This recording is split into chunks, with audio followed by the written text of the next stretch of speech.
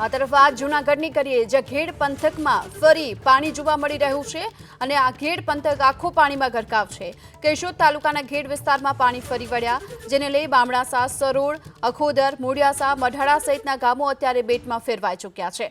ઓજત, મધુવંતી અને સાબર ડેમના પાણી છે ઘેડ પંથકમાં ફરી વળ્યા, જેના કારણે ખેતરો બેટમાં ફેરવાયા। મગફળી, સોયાબીન સહિતના પાકને પણ હાલ નુકસાન પહોંચ્યું છે।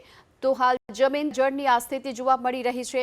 જૂનાગઢના ઘેડ પંથકમાં સતત પાણી પણ વધી રહ્યું છે। એક તરફ ઓજત, મધુવંતી, સાબર ડેમના પાણી છે તે ફરી વળ્યા, બીજી તરફ અનરાધાર વરસાદ પણ વરસ્યો છે અને તેના કારણે અનેક ગામો છે તે બેટમાં ફેરવાઈ ચૂક્યા છે। ઘૂંટણ સુધીના પાણી હાલ રસ્તા ઉપર ભરાઈ ચૂક્યા છે, જેને લઈને નીચાણવાળા વિસ્તારોમાં તો સૌથી વધુ પરિસ્થિતિ વિકટ બની છે। અહીં જે લોકો રહેતા હતા આ તમામ લોકો સુરક્ષિત સ્થાને ખસી ગયા છે।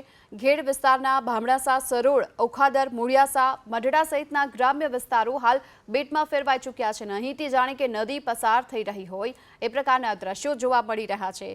ઓજત, મધુવંતી નદીના પાણીએ અહીં સામ્રાજ્ય જમાવ્યું, બીજી તરફ સાબર ડેમના પણ પાણી છોડવામાં આવ્યા છે અને તેને લઈને અહીં સતત પાણીનો ભરાવો જોવા મળી રહ્યો છે।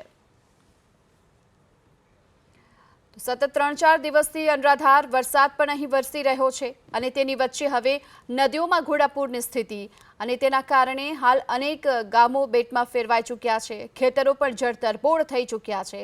જ્યાં નજર નાખશો ત્યાં બસ આપણે પાણી જ પાણી દેખાશે અને જમીન ત્યાં જળની આ સ્થિતિ ઘેડ પંથકની જોવા મળી રહી છે।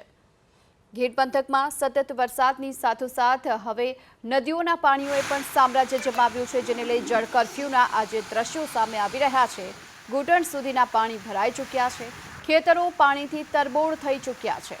જૂનાગઢનો ઘેડ પંથક અત્યારે પાણીમાં ગરકાવ છે।